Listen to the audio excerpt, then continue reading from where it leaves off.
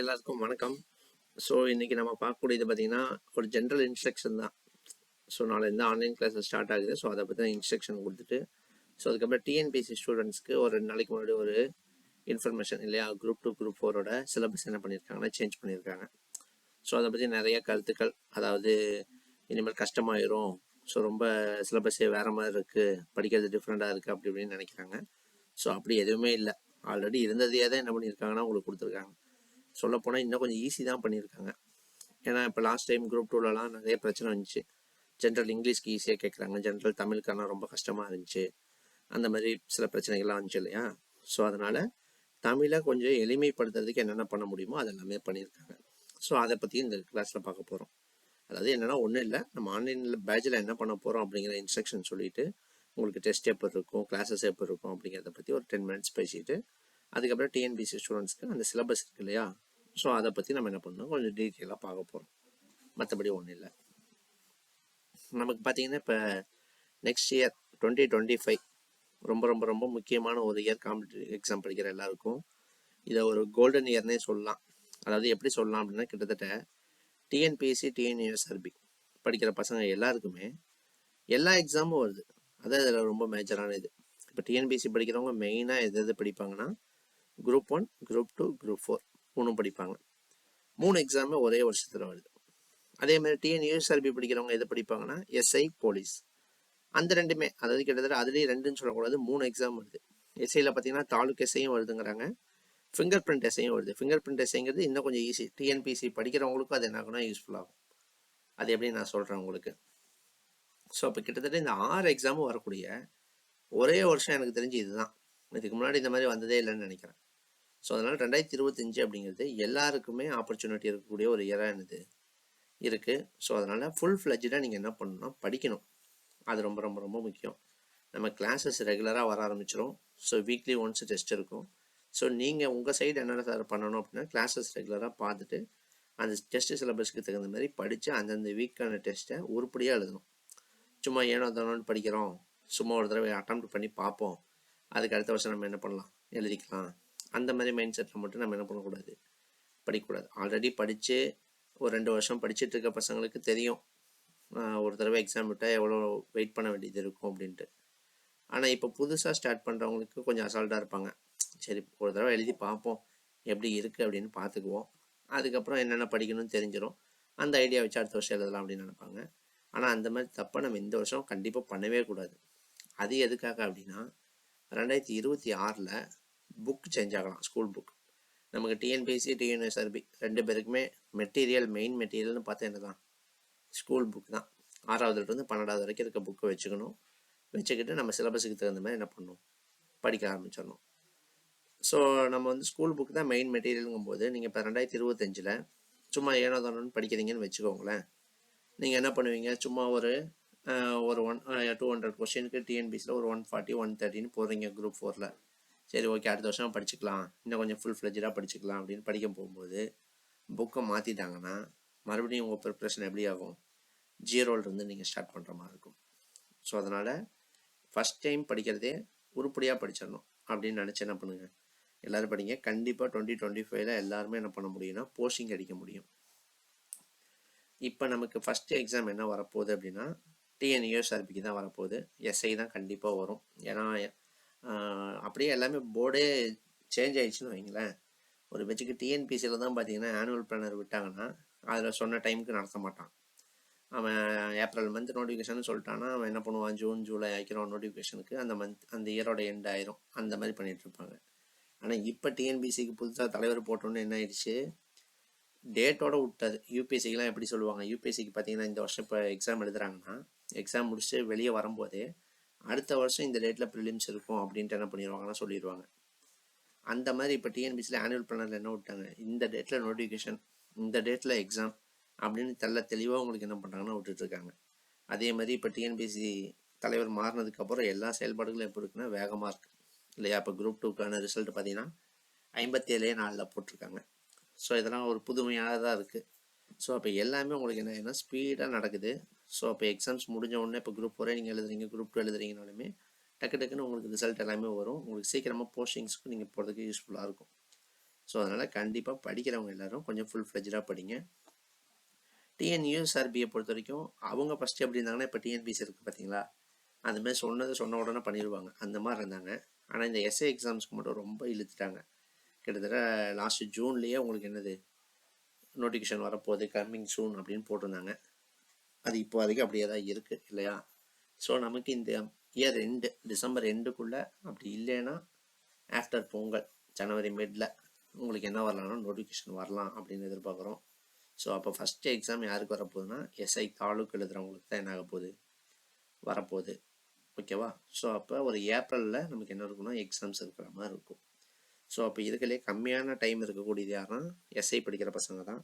So அப்போ நம்ம என்ன பண்ணணும், ஃபுல் ஃப்ளெஜ்டாக நீங்கள் படிக்கணும். அதாவது காலையிலேருந்து நைட் வரைக்கும் கிடைக்கிற டைம் ஃபுல்லாக என்ன பண்ணுங்கள், படிங்க. அப்போ தான் நமக்கு கொஞ்சம் ஈஸியாக கிளியர் பண்ண முடியும். இல்லை எக்ஸாம் நோட்டிஃபிகேஷன் வரட்டும், எக்ஸாம் நெருக்கத்தில் ஒரு மாதம் நல்லா படிச்சுக்கிறேன் அப்படின்னா நம்ம சார் 1 மார்க் 2 மார்க்கில் ஃபெயில் ஆகிட்டேன் சார், நான் அடுத்த எக்ஸாம் தான் சார் எழுதணும் அப்படிங்கிற மாதிரி வரும். இப்போலாம் நீங்கள் யோசிச்சு பார்த்தீங்கன்னா எஸ்ஐ எக்ஸாம்லாம் ஃபஸ்ட்லாம் பார்த்தீங்கன்னா எப்படி இருக்குன்னா 3 வருஷம் 4 வருஷத்துக்கு ஒரு தடவை தான் வரும். ஆனால் இப்போ உங்கள் லக்கா என்னன்னு தெரியல, கிட்டத்தட்ட வருஷம் என்ன ஆகிட்டுருக்கு எஸ்ஐ வந்துட்டுருக்கு. ஸோ அதெல்லாம் நம்ம யூஸ் பண்ணிக்கணும். சும்மா ஏனோ தானோன்ட்டு என்ன பண்ணக்கூடாதுங்க, படிக்கக்கூடாது. அதுதான் மெயின். ஸோ இப்போ எஸ்ஐ எக்ஸாம்ஸ் பொறுத்த வரைக்கும் உங்களுக்கு தெரியும் 140 கொஷின்ஸ் இருக்கும். ஸோ 140 கொஷின்ஸில் 80 கொஷின் ஜிஎஸ் இருக்கும், 60 கொஷின் என்ன இருக்கும், சைக்காலஜி இருக்கும். சைக்காலஜியுமே இப்போ நமக்கு பிரிச்சுட்டாங்க. ரீசனிங்கில் 30, 10 தமிழ், 10 இங்கிலீஷ், 10 மேக்ஸ் அப்படின்னு கொண்டு வந்துட்டாங்க. ஸோ அப்போ கிட்டத்தட்ட நம்ம எல்லா ஏரியாவுமே கான்சன்ட்ரேஷன் பண்ணணும். இப்போ ஏன்னா 140 கொஷின் அப்படிங்கும்போது லாஸ்ட் டைமே நமக்கு எவ்வளோ கட் ஆஃப் வந்துருச்சுன்னா 62, 63 போயிடுச்சு. அதாவது 125 கொஷின் கிட்ட வந்துருச்சு. அப்போ இந்த டைமும் நீங்கள் ஒரு 130 கொஷின் அப்படின்னு வச்சு எய்ம் வச்சு என்ன பண்ணணும், படிக்கணும். ஏன்னா எல்லாருமே படிக்கிறாங்க. ஸோ அப்போ என்ன ஆக போகுது, கட் ஆஃப் நமக்கு இன்க்ரீஸ் ஆகும். ஸோ அதுக்கு தகுந்த மாதிரி நம்மளும் ஃபுல் ஃப்ளெஜ்டாக என்ன பண்ணணும்னா எஃபர்ட் போடணும். ஓகேவா. ஆனால் எஸ்ஐ பொறுத்த வரைக்கும் உங்களுக்கு என்ன ஒரே ஒரு நல்லதுன்னா, நம்ம படிக்க வேண்டிய லெசன்ஸ் அதிகமாக இருந்தாலும் கொஸ்டின்ஸ்லாம் எப்படி இருக்கும்னா டேரெக்டாக இருக்கும். நமக்கு டிஎன்யூஎஸ்ஆர்பி பொறுத்த வரைக்குமே டிஎன்பிசி அளவுக்கு போட்டு கொஸ்டினை போட்டு சுற்றி விட மாட்டாங்க. ஈஸியாக என்னது இதான் கேள்வி, இந்த இதை படிச்சிருந்தீங்கன்னா அப்படியே அதை பார்த்தோன்னா நீங்கள் என்ன பண்ணிட்டு போயிடலாம், ஆன்சர் போட்டு போயிடலாம். அந்த மாதிரி தான் உங்களுக்கு யூஎஸ்ஆர்பியை பொறுத்த வரைக்கும் இருக்கும். அதனால் நீங்கள் வாரம் டெஸ்ட்டு சிலபஸ் இருக்கும். அந்த டெஸ்ட்டு சிலபஸை கவர் பண்ணி என்ன பண்ணுங்கள், வாரம் டெஸ்ட்டு ஃபுல் ஃப்ளெஜ்டாக போடுவோம். 140 கொஸ்டினா 140க்கு 140 அடிக்கணும், 135 அடிக்கணும் அப்படி நினச்சி என்ன பண்ணுங்கள், படிங்க. உங்களுக்கு ஒரு 14-15 வாரத்துக்கு நம்ம டெஸ்ட் ஷெட்யூல் போட்டிருக்கோம், கிட்டத்தட்ட ஒரு 3.5 மாதத்துக்கு. ஸோ கரெக்டாக நோட்டிஃபிகேஷன் வந்து எக்ஸாம் கிட்டத்தட்ட பக்கத்தில் வரும்போது முடியும்னு நினைக்கிறோம். சப்போஸ் எக்ஸாம் தள்ளி போச்சுன்னா நமக்கு நல்லது தான். ஏன்னா இப்போ 3.5 மாதத்தில் நம்ம முடிச்சிட்டோம், இன்னும் ஒரு 2 மாதம் இருக்குது எக்ஸாமுக்குன்னா ஃபுல்லாக ரிவிஷன் பண்ணலாம், நல்லா ரிவிஷன் பண்ணலாம். நம்ம ரிவிஷன் டெஸ்ட் பேட்சும் போடுவோம், ஸோ ரிவிஷன் கிளாஸஸும் போடுவோம். ஸோ அப்போ ஃபுல்லாக ரிவிஷன் பண்ணும்போது இன்னும் கொஞ்சம் நம்ம கூடுதல் மதிப்பெண் எடுக்கிறதுக்கு யூஸ்ஃபுல்லாக இருக்கும். ஸோ ஃபிசிக்கல் பொறுத்த வரைக்கும் இப்போதைக்கு ஸ்டூடெண்ட்ஸ் நீங்கள் என்ன பண்ணுங்கன்னா ஸ்டார்ட் பண்ணுங்கள். ஸோ ரன்னிங் வந்து ரெகுலராகவே என்ன பண்ணுங்கள், யூஎஸ்ஆர்பி படிக்கிறோம், ரன்னிங் வந்து ரெகுலராக போய்க்கோங்க. மற்றது கூட நீங்கள் வந்து எப்போது இடையில ஸ்டார்ட் பண்ணால் கூட போதும். ரன்னிங் மட்டும் இப்போ இருந்து என்ன பண்ணுங்கன்னா போய்க்கோங்க. மற்றபடி ஒன்றும் இல்லை, நீங்கள் ரெகுலராக படித்தா மட்டும் போதும். எஸ்ஐ தாலுக்கு பொறுத்த வரைக்கும் நமக்கு 140 கொஷின் வரும். அதை 70 கன்வெர்ட் பண்ணுவாங்க இல்லையா, ஒரு கொஷின் 1/2 மார்க் அப்படின்னு சொல்லுவாங்க. ஸோ 70 கன்வெர்ட் பண்ணுவாங்க. அதுக்கடுத்து உங்களுக்கு என்ன இருக்குன்னா ஃபிசிக்கல் இருக்கும். ஃபிசிக்கலில் ஹைட்டு செஸ்ட் எல்லாம் அளப்பாங்க. அதுக்கப்புறம் 1500 மீட்டர் ரன்னிங் போவீங்க. அதுக்கப்புறம் மறுநாள் உங்களுக்கு running, roping, long jump, high jump எல்லாமே என்னது இருக்கும். அதுக்கப்புறமா உங்களுக்கு ஒரு வைவா இருக்கும். ஸோ அதுக்கப்புறம் உங்களுக்கு ஃபைனல் கட் ஆஃப் போட்டு அதில் என்ன பண்ணுவாங்கன்னா உங்களுக்கு போஸ்டிங்ஸ் இருக்கும் இல்லையா. ஸோ எஸ்ஐ ஃபிங்கர் பிரிண்ட் அப்படின்னு ஒரு எக்ஸாம் இருக்குது. ஸோ அந்த எக்ஸாம் பார்த்தீங்கன்னா கிட்டத்தட்ட லாஸ்ட்டு 2019 வந்துச்சு. லாஸ்ட் இயரே 2023 வருங்கிற மாதிரிலாம் சொன்னாங்க, ஆனால் நமக்கு வரல. அந்த எக்ஸாம் என்ன ஆக போகுதுன்னா இப்போ வரப்போகுது, 2024 வரப்போகுதுன்னு தான் சொல்லியிருக்காங்க. ஸோ அப்போ 2024 அந்த எக்ஸாம் வந்து அதில் என்ன சார் அப்படின்னா யூனிஃபார்ம்டு சர்வீஸ் டிஎன்யூஎஸ்ஆர்பி படிக்கிறவங்களுக்கு மட்டும் அது பெனிஃபிட் இல்லை, டிஎன்பிசி படிக்கிறவங்களுக்குமே அது பெனிஃபிட் தான். என்ன சார் சொல்கிறீங்க அப்படின்னா, நம்ம டிஎன்பிசி படிக்கிற ஸ்டூடெண்ட்டில் நிறைய பேர் எஸ்ஐ போலீஸ் எழுதாத காரணமே அங்கே வந்து ஃபிசிக்கல் இருக்குது. ஸோ ஃபிசிக்கல் எக்ஸாம் என்னால் கிளியர் பண்ண முடியாது, என்னால் ரோப் ஏற முடியாது, என்னால் ரன்னிங் போக முடியாது அப்படின்னு தான் ஓடுறாங்க. ஆனால் இந்த எஸ்ஐ ஃபிங்கர் பிரிண்ட்டை பொறுத்த வரைக்கும் பார்த்தீங்கன்னா உங்களுக்கு 170 கொஸ்டின் வரும். அதாவது அங்கே ஃபிசிக்கல் இருக்குது இல்லையா, அந்த ஃபிசிக்கல் இதில் கட் பண்ணிடுவாங்க. அங்கே 140 கொஸ்டின் ப்ளஸ் ஃபிசிக்கல் இருக்கும். இங்கே டேரெக்டாகவே 170 கொஸ்டின் உங்களுக்கு வந்துடும். அப்போ ஒரு கொஸ்டினுக்கு 1/2 மார்க் அப்படிங்கும்போது 85 மார்க் உங்களுக்கு எக்ஸாமுக்கு என்னது கொடுத்துட்றாங்க. மீதி 15 மார்க்கில் 10 மார்க்கு இன்டர்வியூ வைவாக்கும், 5 மார்க் என்சிசி என்எஸ்எஸ் சர்டிஃபிகேட் வச்சுருக்கவங்களுக்கு என்ன பண்ணுவாங்கன்னா கொடுப்பாங்க. ஸோ அப்போ இதில் டேரெக்டாக நீங்கள் என்ன பண்ண போகிறீங்கன்னா எக்ஸாம் எழுத போகிறீங்க, ஒரு இன்டர்வியூ அட்டன் பண்ண போகிறீங்க, போஸ்டிங் வாங்க போகிறீங்க. அப்போ ஃபிசிக்கல் வராதவங்களுக்கு இது என்ன ஆகுனா நல்ல யூஸ்ஃபுல்லாக இருக்கும். ஸோ அப்போ எஸ்ஐ தாலுக் அப்படிங்கிறது யூனிஃபார்ம்டு சர்வீஸ் படிக்கிறவங்களுக்கு மட்டும் யூஸ்ஃபுல்லாக இருக்கும். அதே எஸ்ஐ ஃபிங்கர் பிரிண்ட் அப்படிங்கிறது டிஎன்பிசி படிக்கிற பசங்களும் எழுதலாம், டிஎன்யூஎஸ்ஆர்பி படிக்கிற பசங்களும் எழுதலாம். நீங்கள் நல்லா யோசிச்சு பாருங்கள், 5 வருஷத்துக்கு முன்னாடி வந்துச்சு.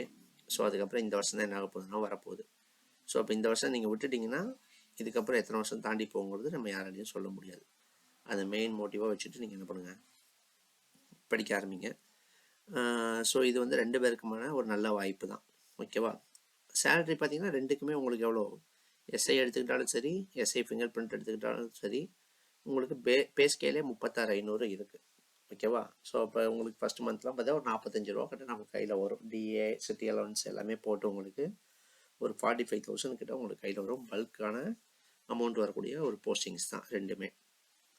ஸோ அடுத்து பார்த்தீங்கன்னா உங்களுக்கு police exam PC. So 12th வரைக்கும் தான் சார் நான் படிச்சிருக்கேன், டிகிரி முடிக்கலை, அந்த மாதிரி ஸ்டூடெண்ட்ஸ் என்ன பண்ணலாம், நம்ம பிசி எக்ஸாம் ட்ரை பண்ணலாம். ரொம்ப ரொம்ப ரொம்ப ஈஸியாக இருக்கும். எஸ்ஐ 140 கொஸ்டின், அது அப்படியே பாதி 70 கொஸ்டின், 70 மார்க்கு, 24 மார்க் உங்களுக்கு என்னது ஃபிசிக்கலு. ஸோ அதுக்கப்புறம் ஒரு 5-6 மார்க் வந்து சர்டிஃபிகேட்டுக்கு போட்டு உங்களுக்கு டோட்டலாக 100 மார்க் கன்வெர்ட் பண்ணிடுவாங்க. ஸோ ரொம்ப ரொம்ப ரொம்ப ரொம்ப ஈஸியான எக்ஸாம்னு பார்த்தோம்னா என்ன தான், பிசி எக்ஸாம் தான். ஓகேவா? ஆனால் அதில் ஃபிசிக்கல்லாம் இருக்குது. ஸோ அதனால தான் டிஎன்பிசி ஸ்டூடெண்ட்ஸ்லாம் அங்கே யூஎஸ்ஆர்பி சைடு அதிகமாக வரதில்லை, ஃபிசிக்கல் இருக்குன்னு. ஸோ ஃபிசிக்கல் நல்லா வரும் சார், நான் காலேஜ் முடிக்கலை, நான் 12th தான் முடிச்சிருக்கேன், டிப்ளமோ தான் பண்ணியிருக்கேன் அப்படிங்கிறவங்க தாராளமாக என்ன பண்ணலாம், பிசி எக்ஸாம் எழுதலாம். ஸோ பிசி எக்ஸாம் எழுதினாலுமே நமக்கு சேலரி பார்த்தா 19,500 உங்களுக்கு கைக்கு ஒரு 25,000 ஃபஸ்ட் மந்த் என்ன ஆகுனா உங்களுக்கு இனிஷியலாக கிடைக்கிற மாதிரி இருக்கும். இது ஃபுல்லாகவே யாருக்குன்னா டிஎன் யூஎஸ்ஆர்பிக்கு. ஓகேவா? டிஎன்பிஎஸ்சி ஸ்டூடெண்ட்ஸ் உங்களுக்கே தெரியும், 6வது மாதம் என்ன வருது, குரூப் 1 வருது, 7வது மாதம் ஜூலையில் என்ன வருதுன்னா குரூப் 4 வருது, 9வது மாதம் குரூப் 2 2A வருது இல்லையா? ஸோ கிட்டத்தட்ட அடுத்த 9வது மாதம் செப்டம்பருக்குள்ளே, அதாவது இப்போ இருந்து பார்த்தீங்கன்னா ஒரு 10 மாதத்துக்குள்ளே உங்களுக்கு முக்கியமான 3 எக்ஸாமே என்ன ஆகுது வருது. ஸோ அப்போ நம்ம இப்போ இருந்தே நீங்கள் ஃபுல் ஃப்ளெஜ்டாக படிக்கணும். டிஎன்பிசியை பற்றி உங்களுக்கே தெரியும், சும்மா நம்ம ஏனோ தானோன்னு படித்தோம்னா என்ன பண்ண முடியாது, ஒன்றுமே பண்ண முடியாது. நம்ம எல்லாத்தையும் தெளிவாக புரிஞ்சு என்ன பண்ணணும்னா படிக்கணும். ஸோ கொஸ்டின்ஸ் அந்தளவுக்கு ஸ்டாண்டர்டாக இருக்கும். ஸோ நீங்கள் புரிஞ்சு படித்தா மட்டும்தான் நீங்கள் என்ன பண்ண முடியும், ஆன்சர் போட முடியும். ஸோ இந்த புரிஞ்சு படிக்கிறதுக்காக தான் நம்ம யூஸ்ஃபுல்லாக என்ன பண்ண போகிறோம்னா கிளாஸஸ் கனெக்ட் பண்ண போகிறோம். உங்களுக்கு கிளாஸஸ் குவாலிட்டியாக இருக்கும், டெஸ்ட்டு குவாலிட்டியாக இருக்கும். உங்கள் சைட்லேருந்து நீங்கள் தயவு செஞ்சு என்ன பண்ணால் போதும், படித்தா மட்டும் போதும் எனக்கு. ஸோ அதை மட்டும் பண்ணிங்கன்னா போதும். மற்ற அகாடமி மாதிரி உங்களுக்கு சிலபஸ் முடிச்சு கொடுக்காமையோ டெஸ்ட்டு வைக்காமையோ இந்த மாதிரிலாம் போகாது. எவ்ரி வீக் உங்களுக்கு கம்பல்சரி டெஸ்ட் இருக்குது. எவ்ரி வீக் உங்களுக்கு 3 to 4 கிளாஸஸ் கம்பல்சரி உங்களுக்கு ஆன்லைன் கிளாஸஸ் வரப்போகுது. ஓகேவா? ஸோ நம்ம ஆன்லைன் கிளாஸஸ் பார்த்தீங்கன்னா ரெக்கார்டிங் கிளாஸஸ் தான். உங்களுக்கு கூகுள் மீட்டில் அந்த மாதிரி போகிறதில்ல. அந்த மாதிரி போட்டால் கூட உங்களுக்கு பிரச்சனை. எதுக்காகனா நம்ம எந்த டைமில் போடுறோமோ அந்த டைம்லேயே நீங்கள் பார்க்க வேண்டியது இருக்கும். ஆன்லைன் ஜாயின் பண்ணுறவங்களே மெயினாக எதுக்காக ஜாயின் பண்ணுறீங்கன்னா நிறைய பேர் ஒர்க்கிங் பீப்புள் தான் ஜாயின் பண்ணுறீங்க இல்லையா? ஸோ அப்போ ஒர்க்கிங் பீப்புளுக்கு நினச்ச டைமில் நம்ம போட்டோம்னா பார்க்க முடியாது. அவங்களுக்கு ஒவ்வொருத்தருக்கும் ஒவ்வொரு டைமில் என்ன ஆகுனா முடியும். ஸோ அதனால் நம்ம ரெக்கார்டிங் கிளாஸஸாக என்ன பண்ண போகிறோம், போட போகிறோம். ஃபஸ்ட்டு இனிஷியலாக இப்போ என்ன பண்ண போகிறோம்னா யூடியூப்லேயே ப்ரைவேட் வீடியோவாக நம்ம என்ன பண்ண போகிறோம்னா போஸ்ட் பண்ண போகிறோம். ப்ரைவேட் வீடியோனா நான் ஆன்லைன் ஜாயின் பண்ணவங்க எல்லாருக்கிட்டையும் ஜிமெயில் ஐடி வாங்கிக்குவேன். அந்த ஜிமெயில் ஐடியை நான் ஆட் பண்ணி விட்டேன்னா அவங்கவுங்க ஃபோனில் மட்டும் என்னது தெரியும். ஓகேவா? ஸோ அந்த மாதிரி கிளாஸஸ் ஸ்டார்டிங்கில் போகும். ஸோ அதுக்கப்புறமா பார்த்தீங்கன்னா உங்களுக்கு நம்ம ஒரு ஆப் டெவலப் பண்ணிகிட்டு இருக்கோம். ஸோ அந்த ஆப்பில் நம்ம ரெகுலராக என்ன பண்ண போகிறோம்னா வீடியோஸ் போஸ்ட் பண்ணிடுவோம். ஓகேவா? ஸோ எவ்ரி வீக் சண்டே பார்த்தீங்கன்னா உங்களுக்கு பிடிஎஃப் அனுப்பிடுவேன், கொஷின் பேப்பர். ஸோ நீங்கள் ஓஎம்ஆரும் அனுப்பிடுவேன். நீங்கள் அதை பிரிண்ட் போட்டு நீங்கள் என்ன பண்ணணும், வீட்டில் டெஸ்ட் எழுதி எனக்கு நைட் நீங்கள் மார்க்கு சென்ட் பண்ணுற மாதிரி இருக்கும். ஸோ இப்படி தான் போக போகுது நம்மளோட ஆன்லைன் கிளாஸஸ். ஓகேவா? இப்போ மெயினாக நம்ம அடுத்து என்ன பார்க்க போகிறோம் அப்படின்னா சிலபஸ் சேஞ்ச் ஆகிருக்கு இல்லையா? குரூப் 2 குரூப் 4 2 பேருக்குமே சிலபஸ் சேஞ்ச் ஆகிருக்கு. ஸோ படிக்கிற பசங்களுக்கு நிறைய குழப்பம் இருக்குது. ஸோ நீங்கள் பார்த்துருப்பீங்க, சிலபஸ் பார்த்துருப்பீங்க. ஆனால் உங்களுக்கு என்ன இருக்குது, டீட்டெயில்டாக கொடுத்துருக்காங்க சிலபஸ் ஃபுல்லாகவே டீட்டெயிலாக. இப்போ இது வரைக்கும் நமக்கு ஹிஸ்ட்ரியில் எத்தனை கேள்வி சார் கேட்பாங்க அப்படின்னா சொல்ல முடியாது. ஒரு எக்ஸாமில் 7 கேள்வி கேட்டிருப்போம், ஒரு எக்ஸாமில் கேட்கவே மாட்டான், ஒரு சில இதில் 10 கேட்டிருப்பான், இப்படி இருக்கும். அப்போ எதுக்கு நம்ம வெயிட்டேஜ் கொடுத்து படிக்கிறதுனே நமக்கு தெரியாது, எல்லாத்தையும் படிச்சே ஆகணும் அப்படிங்கிற மாதிரி இருக்கும். இப்போயும் எல்லாத்தையும் படிக்கணும், ஆனால் எதுக்கு நம்ம ஃபஸ்ட்டு வெயிட்டேஜ் கொடுக்கணுங்கிறது நமக்கு ப்ரிப்பரேஷன் தெரியாது. ஆனால் இப்போ உங்களுக்கு மார்க்கோட என்ன பண்ணிட்டான், கொடுத்துட்டான். சயின்ஸில் பார்த்தா வெறும் 5 கேள்வி, ஜாகிரஃபியில் 5 கேள்வி, ஹிஸ்ட்ரி அண்ட் ஐஎன்எம் ரெண்டையும் ஒரே யூனிட்டாக மாற்றிட்டாங்க. அதிலிருந்து உங்களுக்கு பார்த்தீங்கன்னா 10 கேள்வி. அதே உங்களுக்கு பாலிட்டி ரொம்ப ரொம்ப முக்கியமான யூனிட்டு, 15 கேள்வி. அடுத்து எக்கனாமி அண்ட் யூனிட் 9 மெர்ஜ் பண்ண மாதிரி கொடுத்துருக்காங்க. அதில் பார்த்தீங்கன்னா 20 கொஷின். அடுத்து யூனிட் 8 இருந்து பார்த்தீங்கன்னா ஒரு 20 கொஷின் அப்படின்னு சொல்லி உங்களுக்கு என்ன பண்ணியிருக்காங்கன்னா செப்பரேட்டாக பிரித்து கொடுத்துட்டாங்க. அப்போ 75ல் நான் இதில் இவ்வளோ தான் கேட்க போகிறேன். இப்போ நீங்கள் பாலிட்டியை டாப் டு பாட்டம் தரவாக படிச்சிங்கன்னா 15 கொஷின் கேரண்டி. சப்போஸ் 1-2 தப்பானாலும் 13 கேள்வி என்னது கேரண்டி அப்படிங்கிற மாதிரி உங்களுக்கு கொடுத்துட்டாங்க. அப்போ நம்ம அதில் இருக்க சிலபஸை நம்ம தெளிவாக புரிஞ்சு என்ன பண்ண போகிறோம், படிக்க போகிறோம். ஓகேவா? அதுக்கப்புறம் மெயினாக நிறைய பேருக்கு டவுட் என்னென்னா 100 கொஸ்டின் இருக்கக்கூடிய தமிழ் தான். ஸோ தமிழ் என்ன சார் பண்ணுறது, அதுதான் பயந்துக்கிட்டே இருந்தாங்க. ஸோ தமிழ் நமக்கு சிலபஸில் இருக்கிறது, நம்ம இதுக்கு முன்னாடி பார்த்தீங்கன்னா நம்ம தமிழ் எவ்வளோ படிக்க வேண்டியது இருந்துச்சுன்னா, நம்ம நியூ புக்கில் 6 to 12 இருக்கா, அது எல்லாமே படிக்கணும். அடுத்து ஓல்டு புக்கில் 6 to 12 சிலபஸ் மட்டும் படிக்கணும். அடுத்து நியூ புக்கு ஓல்டு புக்கு ரெண்டுலேயுமே சிறப்பு தமிழ்னு ஒன்று 11th 12th இருக்குது. ஸோ அப்போ அதையும் சேர்த்து படிக்கணும். கிட்டத்தட்ட நம்ம ஒரு 18 வருஷ புக்கு என்ன பண்ண வேண்டியது இருந்துச்சுன்னா படிக்க வேண்டியது இருந்துச்சு. போன குரூப் 2 இது பெரிய இஷ்யூ ஆச்சு. என்ன ஆச்சு அப்படின்னா, ஜென்ரல் இங்கிலீஷ் எடுக்கிறவங்களுக்கு இந்த நியூ புக்கில் 6 to 10 நிறைய கேள்விகள், கிட்டத்தட்ட 85-90 கேள்விகள் 11-12 சேர்த்து படிச்சிட்டாலே அவங்க 100க்கு 100 போகிற அளவுக்கே இருந்துச்சு. 100க்கு 95 ஈஸியாக போடலாம் அப்படிங்கிற மாதிரி. அப்போ அவங்க ஒரு 5 to 7 வருஷம் புக்கு படித்தாலே ஈஸி. இங்கிலீஷை பொறுத்த வரைக்கும் நமக்கு சிலபஸை தாண்டி கேட்க மாட்டாங்க. அது ரொம்ப ரொம்ப ரொம்ப முக்கியம். என்ன சிலபஸில் இருக்கோ அதை அப்படியே தான் கேட்பாங்க. அதனால் அவங்களுக்கு எளிமையாக இருந்துச்சு. ஈஸியாக அவங்க என்ன பண்ணாங்க, குரூப் 2ல் ஸ்கோர் பண்ணாங்க இங்கிலீஷில்.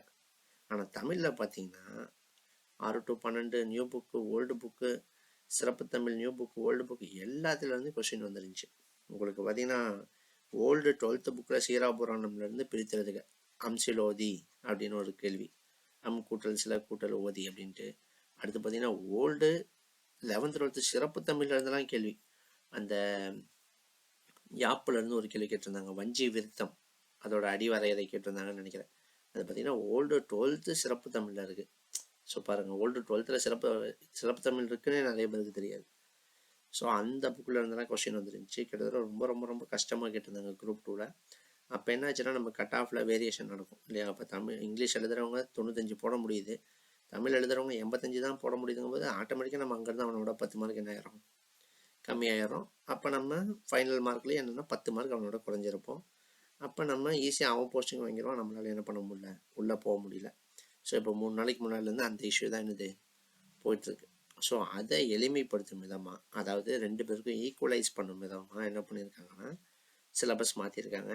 சீரியஸாக சொல்கிறேன், ரொம்ப ரொம்ப ரொம்ப சூப்பரான சிலபஸ் தமிழுக்கு. நீங்கள் இது வரைக்கும் பார்த்தீங்கன்னா ஒரு 100 கொஸ்டின் எடுத்துக்கிட்டிங்கன்னா கிட்டத்தட்ட ஒரு 40 to 42 கொஸ்டின் உங்களுக்கு இலக்கணம் இருக்கும். மீதி இருக்கிறது உங்களுக்கு இலக்கிய பாட்டு, அதாவது செய்யுள், உரைநடை, துணைப்பாடம், அந்த பகுதியில் மொழித்திறன் பயிற்சி, அதிலிருந்து என்ன பண்ணுவாங்கன்னா எடுத்து கொடுப்பாங்க. இப்போ பார்த்தீங்கன்னா உங்களுக்கு 85 கொஸ்டின் என்னதான் இலக்கண பகுதி தான், அந்த மாதிரி தான் கொடுத்துருக்காங்க. மீதி 15 தான் உங்களுக்கு தமிழ் அறிஞர்களும் தொண்டும் இலக்கியம் இதெல்லாம் என்ன பண்ணியிருக்கு வந்திருக்கு. ஸோ அப்போ நம்ம அந்த 15 மார்க்குக்கு, அதுவுமே உங்களுக்கு அந்த 15 மார்க் இருக்கு இல்லையா, அதுக்கும் தெளிவாக கீழே என்ன கொடுத்துருக்காங்கன்னா யூனிட் 7ல் அந்த இது கொடுத்துருக்காங்க. அந்த யூனிட் 7 வந்து 10ஆம் வகுப்பு வரையிலான பள்ளி பாட புத்தகங்களை அடிப்படையாக கொண்டது. இது வரைக்கும் டிஎன்பிசியில் இது மாதிரி சொன்னதே கிடையாது. உங்களுக்கு பார்த்தீங்கன்னா குரூப் 4ல் 10ஆம் வகுப்பு தரம் அப்படின்னு போட்டிருப்பாங்க. ஆனால் 11th 12th உங்களுக்கு என்ன இருக்கும், கேள்விகள் இருக்கும். உடனே எல்லாரும் கேட்பாங்க, சார் 10th லெவல் தான் போடுறாங்க, ஆனால் 11th 12th கேட்டிருக்காங்க சார் அப்படின்னு. அவன் 10ஆம் வகுப்பு தரம் தான் போடுறான். ஓகேவா? அதாவது என்னென்னா கொஸ்டின் பார்த்தீங்கன்னா ஒரு 10வது படிக்கிற பையனை கேட்குற மாதிரி ஒன்லைனராக இருக்கும், டைரக்ட் கொஸ்டினாக இருக்கும். அதுதான் அதுக்கான மீனிங். அவன் 11th 12th எடுக்கக்கூடாதுன்னா இது இல்லை. சிலபஸில் இருக்கிறது அவன் எங்கே இருந்தாலும் எடுக்கலாம், புக் அவுட்டு வெளியே கூட எடுக்கலாம், கொஸ்டின் டைரெக்டாக இருக்கும் அப்படிங்கிறது தான் அதுக்கான மீனிங். அதே பட்டப்படிப்பு தரம் குரூப் 2 குரூப் 1 பட்டப்படிப்பு தரம்னு போடும்போது அப்போ என்னது கொஸ்டின் உங்களுக்கு கொஞ்சம் டெப்த்தாக இருக்கும். உங்களுக்கு கூற்று காரணமாக கொடுப்பான், பொருந்தாத இணை என்ன அது இதுன்ட்டு உங்களுக்கு பெருசாக படிக்கிற மாதிரி என்னது கொஸ்டின்ஸ் இருக்கும். அதுதான் அதுக்கான மீனிங்.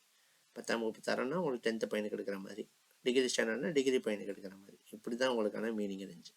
ஆனால் இப்போ உங்களுக்கு சொல்லிட்டான் 10ஆம் வகுப்பு வரையிலான பள்ளி பாட புத்தகங்களை அடிப்படையாக கொண்டதுனே. ஸோ அப்போ நமக்கு ஸ்கூல் புக்கில் 10th இருக்கிறது தான் என்னது மெயின் மேஜராக என்ன பண்ண போகிறோம்னா கேட்க போகிறோம். அப்போ 15 கொஸ்டின்னா 15 அங்கேயும் கேட்பான்னு நம்ம நம்ப முடியாது. ஏன்னா நம்ம ஃபஸ்ட் எக்ஸாம் நம்ம சும்மா ட்ரையல் எழுதி பார்க்கலாம், நம்ம பண்ண முடியாது. 2025 நான் சொல்லிட்டேன் ஆல்ரெடி. 2026 உங்களுக்கு புக் சேஞ்ச் ஆகலாம். ஸோ அதனால் இந்த வருஷத்தை யூஸ் பண்ணுங்கன்ட்டு.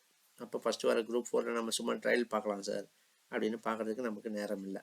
அப்போ நம்ம என்ன பண்ணணும்னா, இப்போ 10ஆம் வகுப்பு வரையிலான அந்த சிலபஸ் இருக்கு இல்லையா, அந்த சிலபஸ்க்குள்ளே இருக்கிறத இந்த மெயின் சிலபஸையும் நம்ம ஸ்கூல் புக்கையும் வச்சு எங்கெங்கே என்னென்ன கவர் ஆகுதோ எல்லாத்தையும் மார்க் பண்ணிக்க போகிறோம்.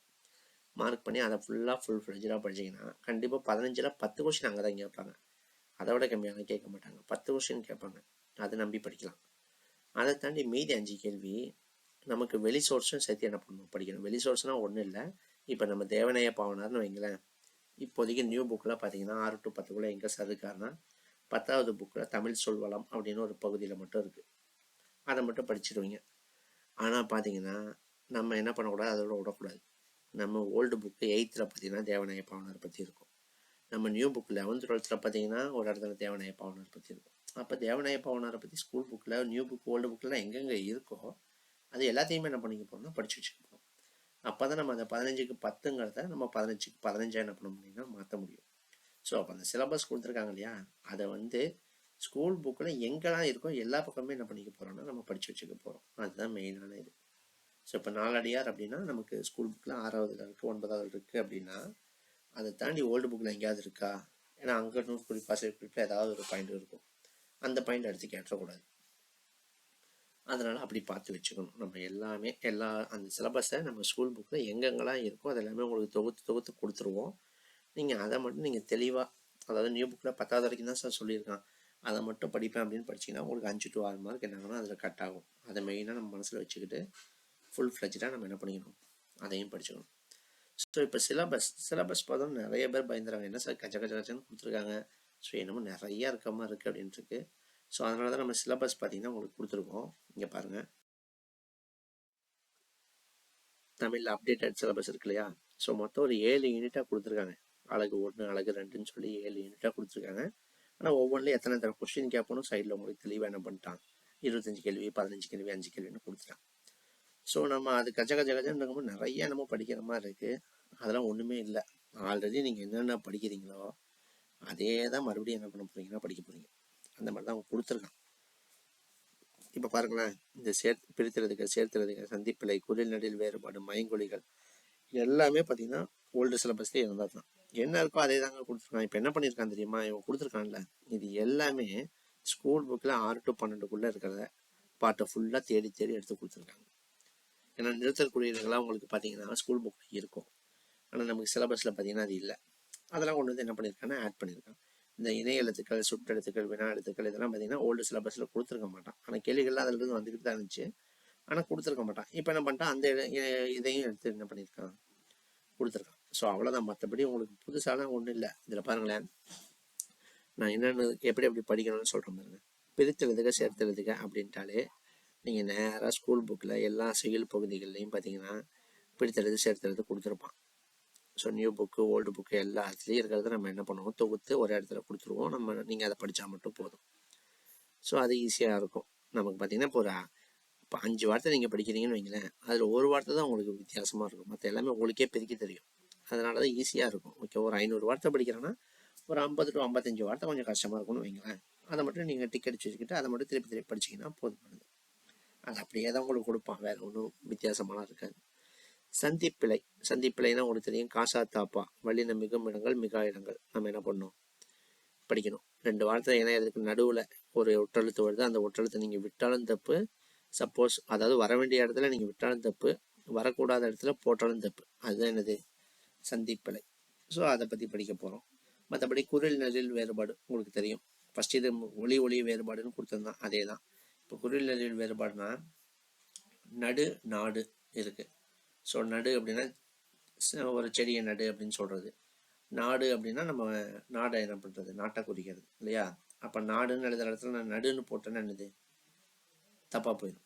ஸோ அதனால் குரில் நெறில் இடத்துக்கு என்ன பண்ணுவோம், வேறுபாடு தெரியணும், அதுக்காக கொடுத்துருக்காங்க. மயங்கொலிகள் அப்படின்னா ஒன்றும் இல்லை, நம்ம தமிழ் எழுத்துக்களில் ரா பார்த்தீங்கன்னா 2 ரா இருக்குது, லா பார்த்தீங்கன்னா 3 லா இருக்குது, நா பார்த்தீங்கன்னா 2 நா இருக்குது இல்லையா? ஸோ அதை நீங்கள் மாற்றி மாற்றி யூஸ் பண்ணிட்டீங்கன்னு என்ன ஆயிரும், தப்பாக போயிடும், பொருள் வேற ஆயிரும் இல்லையா? இப்போ மனம் அப்படின்னு 2 சொல்லி நான் போட்டிங்கன்னா நம்ம மனதை குறிக்குது. அதே மனம் அப்படின்னு 3 சொல்லி நான் போட்டிங்கன்னா நறுமணத்தை என்ன பண்ணுது, குறிக்குது இல்லையா? ஸோ அந்த மயங்கொலி பிழைகளை அதிலிருந்து நமக்கு என்ன கேட்பான், கொஷின்ஸ் கேட்க போகிறாங்க. மற்றபடி இன எழுத்துக்கள், சுற்றெழுத்துக்கள், வினா எழுத்துக்கள்லாம் 6th புக்லேயே இருக்குது. சுற்றெழுத்துக்கள்லாம் ரொம்ப ஈஸி. சுற்றெழுத்துனா என்ன, ஆ இ ஊம்பாங்க. அதாவது இப்போ அங்கே ஒன்று இருக்குது அந்த அப்படின்னு சொல்கிறோம், அப்போ ஆ பயன்படுத்துகிறோம். அது இங்கே இருக்குது, இதை சுட்டி காட்டுறதுக்கு என்ன பயன்படுத்துகிறோம், இந்த. இங்கே இருக்கிறதுக்கு ஈ பயன்படுத்துகிறோம். அதே ஊன்னு ஒரு சொல்லு செய்யுள் வழக்கில் இருந்திருக்கு. ஸோ இப்போ நம்ம அதை பயன்படுத்துறது இல்லை அப்படின்னா நமக்கு ஸ்கூல் புக்கில் கொடுத்துருப்பாங்க. ஈஸியாக தான் இருக்கும், அது எல்லாமே ஈஸியான பாட்டு தான், படிச்சுக்கலாம். அடுத்து ஒருமைப்பன்மை அறிதல். உங்களுக்கு தெரியும், அவன் வந்தான் அப்படின்னா நம்ம அப்படியே முடிச்சுக்குவோம், அவர்கள் வந்தார்கள் அப்படின்னு முடிப்போம் இல்லையா? அதாவது அவன்னா ஒருமை, அப்போ இதுவும் என்னது வந்தான் அப்படின்னு ஒருமையில் முடிச்சிருவோம். அவர்கள் நீங்கள் கல் நிறைய பேர் வராங்கன்னு சேர்த்தும் போதே அங்கே வந்தார்கள் அப்படின்னு என்ன பண்ணுவோம், கல் சேர்த்துவோம். ஸோ அது ஈஸியாக இருக்கும் ஒருமைப்பன்மை. ஒரு சில இடங்கள் மட்டும் நம்ம என்ன பண்ணுவோம், தெரிஞ்சு படிக்க வேண்டியது. பறவைன்னு இருக்குன்னு வச்சுக்கோங்களேன், பறவை பறந்தது அப்படின்னு சொல்லுவோம். ஒன்று மட்டும் குறிக்கிறதுனா அங்கே பறந்தது அப்படின்னு வரும். அதே பறவைகள் அப்படின்னா பறந்தன அப்படின்னு வரும். நீங்கள் அப்போ பறவைகள் பறந்ததுன்னு சொல்லக்கூடாது, அது தப்பு. பறவைகள்னா பறந்தன, பறவை அப்படின்னா பறந்தது அப்படி இருக்கும். ஸோ அந்த மாதிரி ஒரு சில இதை மட்டும் நீங்கள் மைனூட்டாக என்ன பண்ண வேண்டியது இருக்கும், படித்து வைக்க வேண்டியது இருக்கும். மற்றபடி வேறு ஒன்றுமே இல்லை. இங்கே வேர்ச்சொல் அறிதல் ரொம்ப ரொம்ப ரொம்ப ஈஸிங்க. ஒரு சொல் இருக்குது, அந்த சொல்லுடைய வேர்ச்சொல், அதாவது அது எதிலிருந்து உருவாச்சு, அதை பற்றி படிக்கிறது என்னது வேர்ச்சொல். ஒன்றுமே இல்லை, அதெல்லாம் நம்ம ஈஸியாக படிச்சிடலாம். சும்மா ஒரு 4-5 வார்த்தைகள் மட்டும்தான் கொஞ்சம் டிஃப்ரெண்ட்டாக இருக்கும், அதை மட்டும் நீங்கள் என்ன பண்ணால் போதும், படிச்சிங்கன்னா போதும். மற்றபடி எல்லாமே ஈஸி தான். அந்த வேர்ச்சொல்லை மாற்றுறது, அதாவது பெயரச்சமாக மாற்று, வினையச்சமாக மாற்று, வினையலான என் பெயராக மாற்று, வினை சொல்லாக மாற்று, அது இதுன்னு கொடுப்பாங்க. அது ரொம்ப ரொம்ப ரொம்ப ஈஸி தான், எல்லாமே ஈஸி தான் உங்களுக்கு, அதுக்கு தான் மெயினாக சொல்லிட்டு இருக்கேன். அடுத்து நார்மலாக நமக்கு தெரியாது தான் எழுத்துப்பிழை, ஒற்றுப்பிழை அறிதல். ஸோ நம்ம ஏதாவது ஒரு எழுத்துக்களை விட்டுட்டோம்னா அது எழுத்துப்பிழைன்னு சொல்ல போகிறோம். ஒற்றுப்பிழைனா புள்ளி வச்சு எழுத்து நீங்கள் எங்கேயாவது விட்டுருக்கீங்க அப்படின்னா அது ஒற்றுப்பிழைன்னு சொல்ல போகிறோம். ஸோ அதை பற்றி அறியாது தான். இதில் பார்த்தீங்கன்னா மெயினாக உங்களுக்கு வந்த டாப்பிக்கே திருப்பி திருப்பி திருப்பி வந்திருக்கு, அது நம்ம நிறைய பக்கம் வந்திருக்கு. இப்போ எதிர்ச்சொல்லை எழுதல் இங்கேயும் கொடுத்துருக்கோம், அடுத்த இதுலேயும் வரும். அது மாதிரி வந்த இதுவே நிறைய வந்திருக்கு, அதனால் நீங்கள் நிறைய இருக்கேன்னு நினச்சி பயப்பட வேண்டாம். அடுத்து பார்த்தீங்கன்னா அயற்சொல், தமிழ்ச்சொல். அயற்சொல்னா என்ன, பிறமொழி சொல்ல தான் சொல்கிறாங்க. அப்போ பிறமொழி சொல்ல தமிழ் சொல்ல மாற்ற சொல்லுவாங்க. இப்போ நம்ம ஆல்ரெடி போன எக்ஸாமில் கூட ஒரு வருஷத்துக்கு முன்னாடி கூட கேட்டிருந்தாங்க, மன்னிப்பு அப்படிங்கிறது எம்மொழி சொல்னு, எல்லாம் தமிழ்னு போட்டாங்க. ஆனால் மன்னிப்பு அப்படிங்கிறது உருது மொழி சொல், பொறுத்து கொள்க அப்படிங்கிறது தான் உண்மையான தமிழ் சொல் அப்படின்னு சொல்லிட்டு ஓல்டு 8th புக்கில் தேவநாய பாவனர் படத்துலேயே இருக்கும். ஸோ அந்த மாதிரி கேள்விகள் தான் அயற்சொல். பிறமொழி சொற்களை கொடுத்துருவாங்க. நமக்கு ஓல்டு புக்கிலலாம் பார்த்தீங்கன்னா போர்ச்சுகீசிய மொழி சொல் அது இதுன்னு சொல்லிட்டு ஒவ்வொரு மொழியிலிருந்து இந்த சொல் இருக்குது, இதுக்கு நம்ம தமிழில் இந்த மொழியை பயன்படுத்துகிறோம், இந்த சொல்லை பயன்படுத்துகிறோம்னு சொல்லி கொடுத்துருப்பாங்க.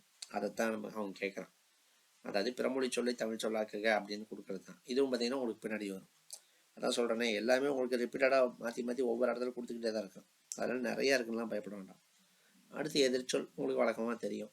நம்ம செய்யுளில் இருக்கக்கூடிய சொல்லும் பொருளும் படிச்சிட்டாலே அதுக்கான ஆப்போசிட் மீனிங் என்ன பண்ண போகிறோம், போட போகிறோம். இப்போ அல் அப்படின்னா என்னது, அல்லும் பகலும் அயராது உழைத்தான்னு சொல்கிறோம். அப்போ அல் அப்படின்னா இரவும் பகலும்னு அர்த்தம், இரவுன்னு அர்த்தம். அப்போ அல் என்பதை எதிர்ச்சொல் என்னன்னு கேட்டால் பகல்னு போட போகிறீங்க. அப்போ நம்ம அங்கே மீனிங் படிச்சிட்டாலே, அல் என்பது இரவுன்னு நீங்கள் படிச்சிட்டாலே ஆப்போசிட் கேட்கும்போது இங்கே என்ன போட போகிறீங்க, இரவுக்கு ஆப்போசிட் என்ன பகலை போட்டு போயிட போகிறீங்க. அப்போ எதிர்ச்சொல் தனியாக படிக்கணும்லாம் அவசியம் இல்லை, அந்த சொல்லும் பொருளும் படிச்சிங்கனாலே நீங்களே எதிர்ச்சொல் போட்டு போயிடுவீங்க. ஓகேவா? ஸோ வினைச்சொல். ஸோ நமக்கு ஒரு செயலை குறிக்கும் சொல் வினைச்சொல் அப்படின்னு சொல்கிறோம். ஸோ அந்த மாதிரி ஏதாவது அதை வச்சு கேள்விகள் கேட்கலாம். ஸோ அடுத்து பாருங்கள், இரு வினைச்சொற்களின் வேறுபாடு. இது ஒன்றும் இல்லை. இப்போ கவிதை அப்படின்னு கொடுத்து ஒருவன் கவிதை டேஷ் அப்படின்னு கொடுத்துட்டாங்க, ப்ராக்கெட்டில் எழுதினான் இயற்றினான் கொடுக்குறாங்க. அப்போ அவன் கவிதைனா அவன் எழுதுறானா இயற்றுறானா, கவிதை இயற்றினான் அப்படின்னு நம்ம சொல்கிறோம் இல்லையா? ஸோ அந்த மாதிரி தான். ஓகேவா? ஸோ அப்போ ரெண்டுமே ஒரே மீனிங்கை குறிக்க போகிற. நீங்கள் ஈஸியாக சொல்லணும்னா பால் இருக்குது, பால் குடித்தானா பருகினானா கேட்குறாங்கன்னா பருகினான் போட போகிறோம். அது நீர் அப்படிங்கும்போது குடித்தானா பருகினானா நீர் குடித்தான்னு போட போகிறோம் இல்லையா? அதாவது குடித்தான் பருகினான் எல்லாமே ஒரே மீனிங்மாக இருக்கும். ஆனால் அது எதுக்கு பயன்படுத்துகிறோன்னு இருக்குது பார்த்தீங்களா, அதுதான் இதில் கொடுத்துருக்கோம். அப்போ பாருங்கள், இதில் ஒன்றுமே இல்லை, எல்லாமே தெரிஞ்ச டாபிக் தான். இதில் இருந்து மட்டும் உங்களுக்கு எவ்வளோ வரப்போதான், 25 கேள்வி வரப்போகுது மேலே கொடுத்துருக்காங்க. ஓகேவா? ஸோ இதே மாதிரி தான் ஒவ்வொரு யூனிட்டும் கொடுத்துருக்காங்க. அடுத்த யூனிட் பார்த்தீங்கன்னா அழகு 2 அப்படின்னு சொல்லி கொடுத்துருக்காங்க. இதுலேயும் பார்த்தீங்கன்னா உங்களுக்கு எல்லாமே தெரிஞ்சது தாங்க. நம்ம உங்களுக்கு எக்ஸ்பிளைன் பண்ண வேண்டியதே இல்லை. இப்போ எதிர்ச்சொல் ஆல்ரெடி சொன்னதே தான். ஓரெழுத்து ஒரு மொழி ஸ்கூல் புக் 7வதுலேயே இருக்குது. 42 வார்த்தைகள் இருக்கும். அதற்கான மீனிங் என்ன? அதாவது ஒரே ஒரு எழுத்து இருக்கும், அதற்கு என்ன இருக்கும்? மீனிங் இருக்கும். இப்போ ஐ அப்படின்னா தலைவன், கோ அப்படின்னா மன்னன், இப்படி இருக்கு இல்லையா? ஸோ இந்த மாதிரி 42 சொற்கள் தமிழில் இருக்குது. அதை பற்றி பார்க்கறது தான். மற்றபடி ஒரு பொருள் தரும் பல சொற்கள், ஒரே பொருள் தரக்கூடிய பல சொற்கள் என்னது இருக்குது. ஒரே மீனிங் தரும். எந்த இப்போ என்ன சொல்லலாம், உதாரணத்துக்கு ஒரே மீனிங் தர மாதிரி நிறைய சொல் இருக்குது. ஓகேவா? ஸோ அதுதான் எனது ஒரு பொருள் தரும் பல சொற்கள். இந்த பொருந்தாத சொல்லை கண்டறிதல் இது ரொம்ப ரொம்ப ரொம்ப முக்கியமான ஒரு பாட்டுங்க. ஏன்னா இது நம்ம சும்மா கடந்து போயிடுறோம். இதில் நீங்கள் எல்லாத்தையுமே கொண்டு வந்துடலாம். இருக்கிற எல்லா டாப்பிக்கையும் நீங்கள் இதுக்குள்ளே என்ன பண்ண முடியும்னா உங்களால் கொண்டு வர முடியும். ஏன்னா இது அந்தளவுக்கு முக்கியமான ஒரு டாபிக். இப்போ நீங்கள் பார்த்தீங்கன்னா சிலபஸில் பார்த்தீங்கன்னா உங்களுக்கு 7 யூனிட் கொடுத்துருக்காங்க.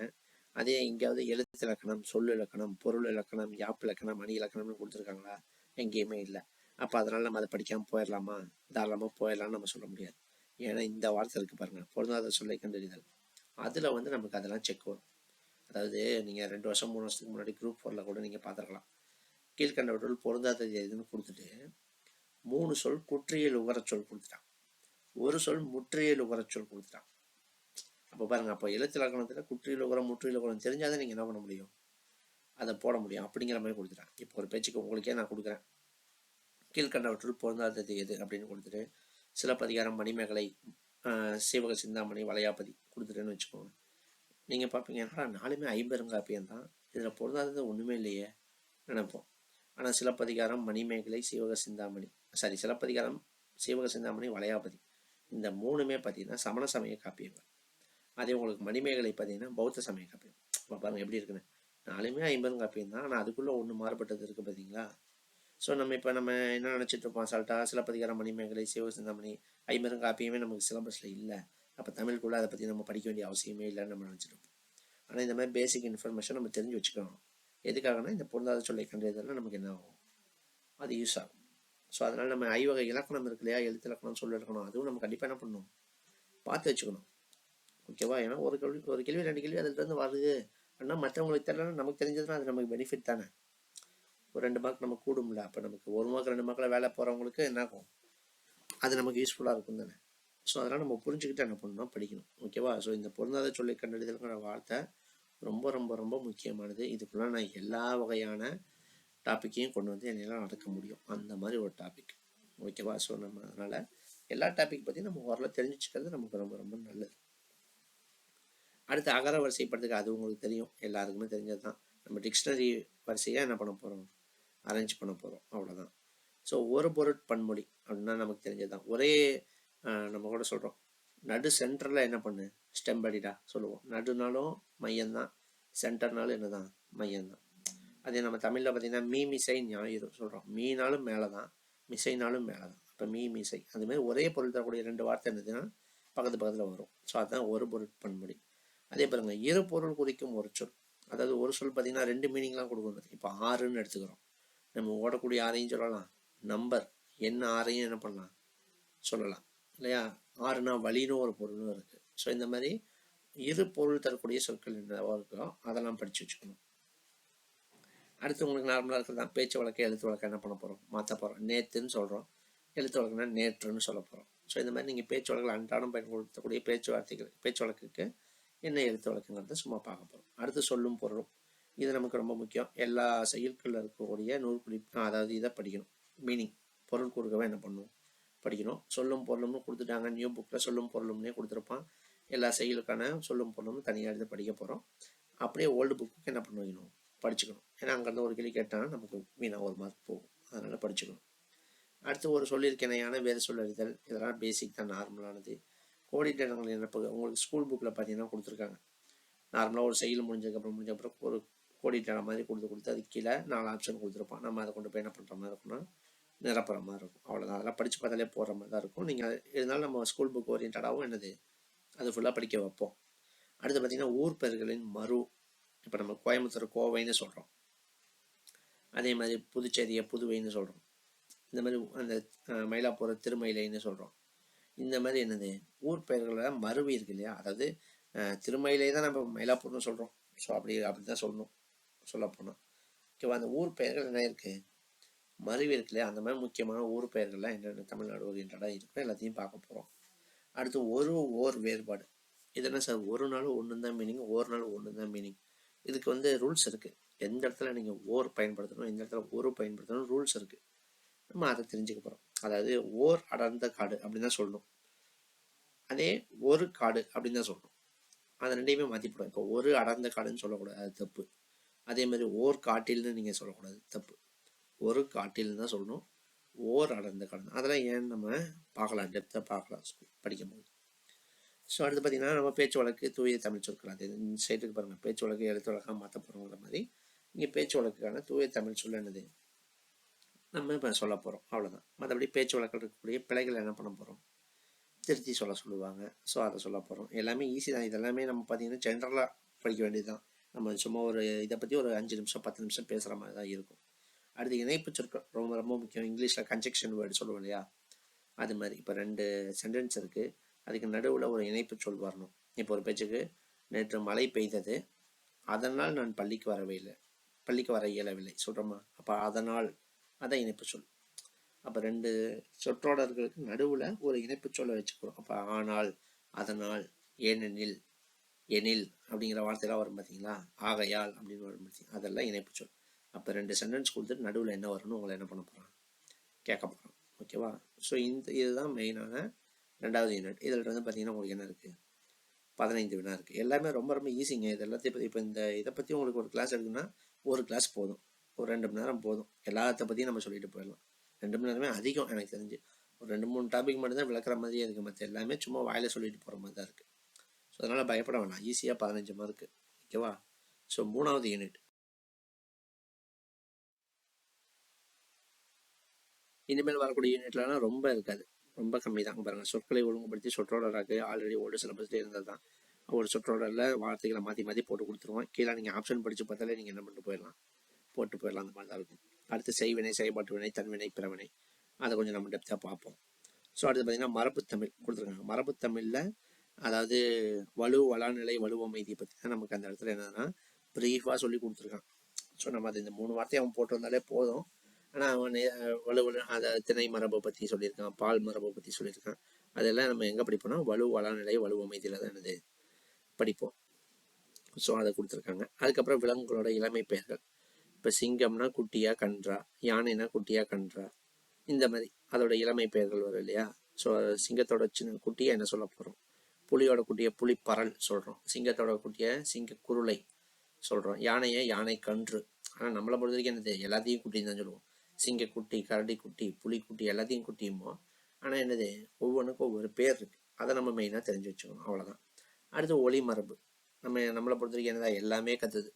அங்கே நாய் கற்றுது, கழுதை கற்றுது, பூனை கற்றுது, எல்லாமே கற்றுதும்போம். ஆனால் ஒவ்வொன்றுக்கும் ஒவ்வொன்று இருக்குது. நாய் குறைக்கும், கழுதை குதிரையெல்லாம் என்னது கணைக்கும், கழுதை கத்துன்னு நினைக்கிறேன்.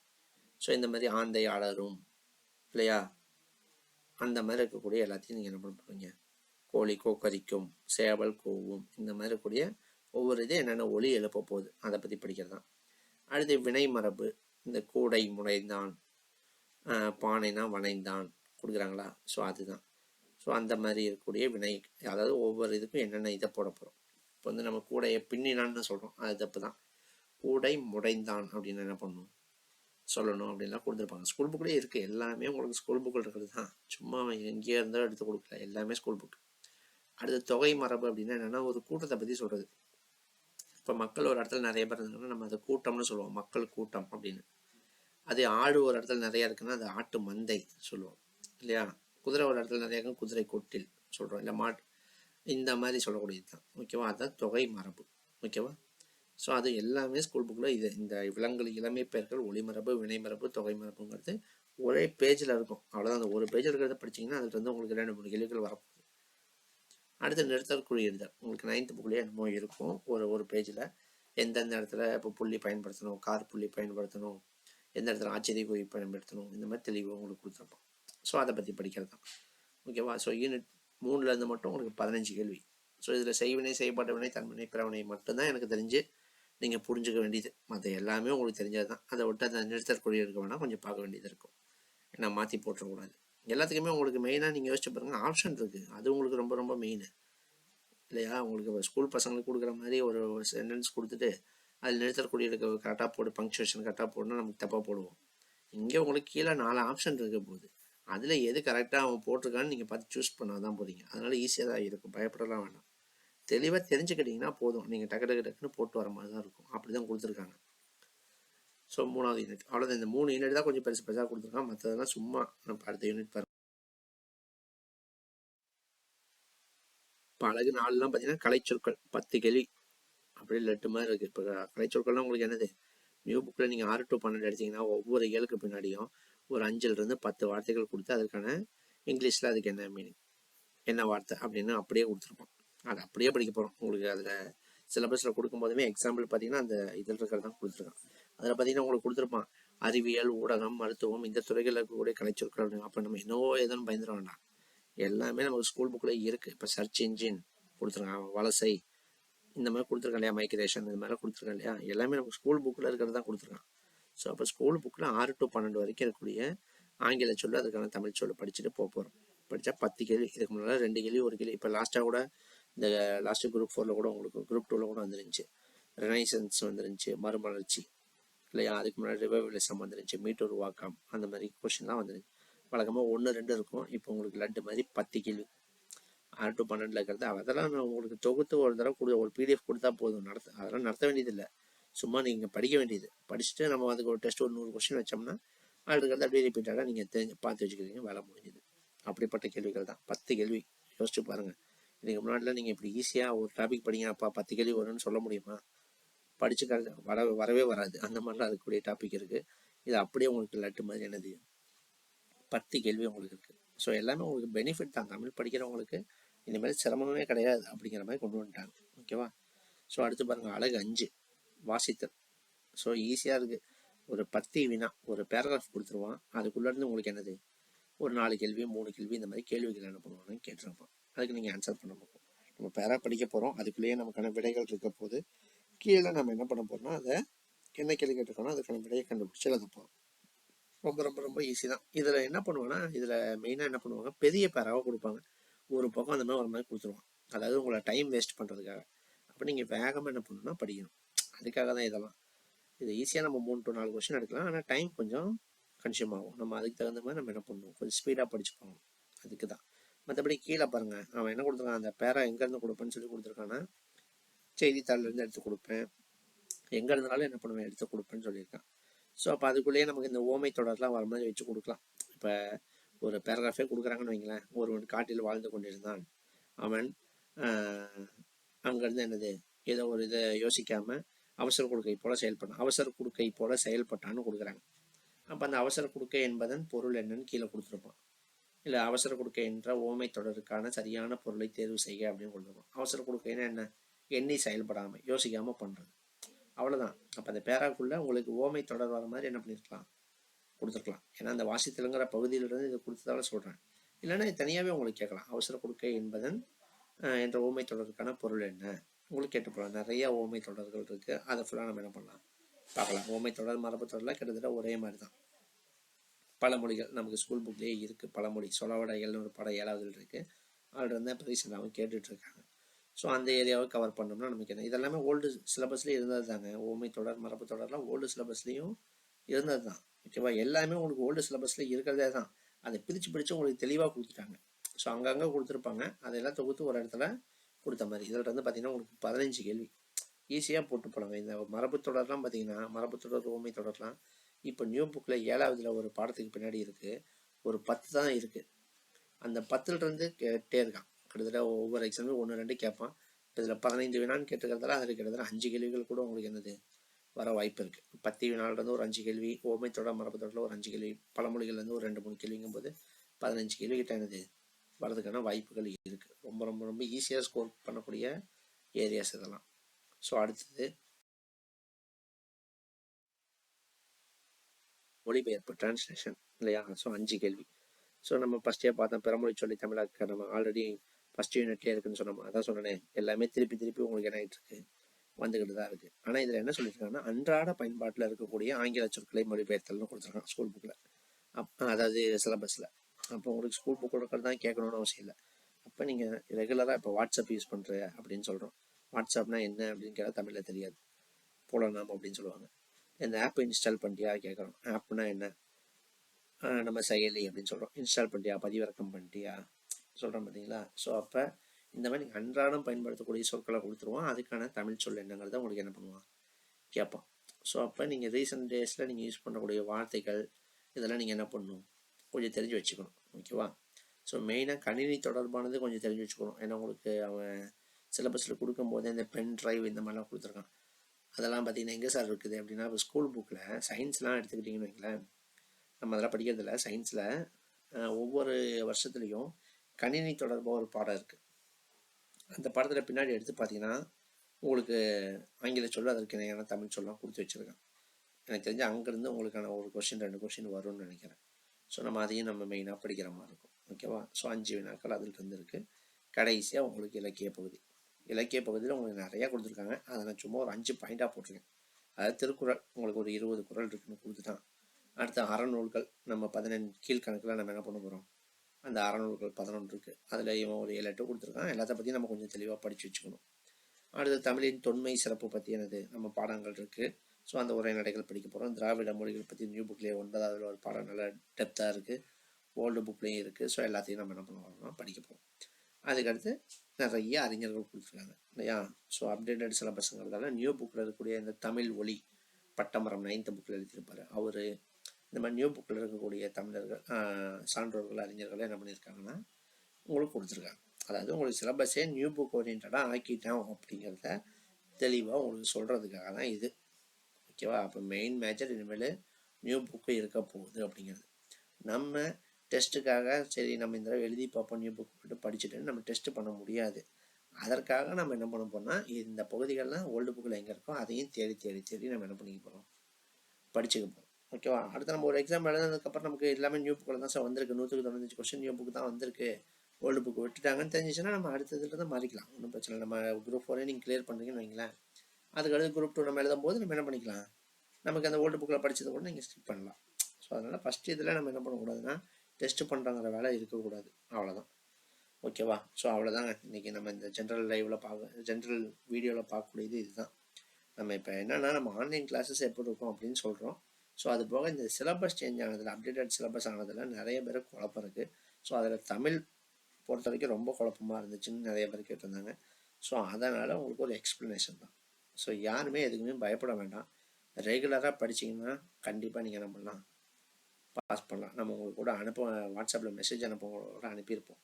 Quality classes plus week test equal to success அப்படின்ட்டு இல்லையா. ஸோ தரமான வகுப்பு உங்களுக்கு இருக்க போது, வாரம் வாரம் உங்களுக்கு தேர்வு இருக்க போது. ஸோ அப்போ வெற்றி கண்டிப்பாக உங்கள் கையில் வந்து சேரப்படும். ஓகேவா. ஸோ 2025 உங்கள் எல்லாருக்குமான வருஷமாக இருக்கும், உங்களுடைய வாழ்க்கையை மாற்றக்கூடிய ஒரு வருஷமாக இருக்கும் அப்படிங்கிறதுக்கு நான் உறுதி கொடுக்குறேன். நீங்கள் கண்டிப்பாக என்ன பண்ணுங்கள், படிங்க. ஓகேவா. நம்ம திருப்பி திருப்பி திருப்பி சொல்கிறது தான். அடுத்த 10 மாதத்துக்குள்ளே நீங்கள் எல்லோரும் என்ன பண்ணணும்னா கண்டிப்பாக பாஸ் பண்ணணும். ஸோ அச்சீவர்ஸ் போர்டில் உங்களோட ஃபோட்டோஸ் எல்லாமே என்னது ஆட் ஆகணும். ஸோ அந்தளவுக்கு நீங்கள் ஃபுல் ஃப்ளெஜ்டாக என்ன பண்ணுங்கள், படிங்க, உங்களோட ஃபுல் எஃபர்ட் கொடுங்க. நம்ம சைட்லேருந்து உங்களுக்கு எல்லாமே சப்போர்ட் இருக்கும்.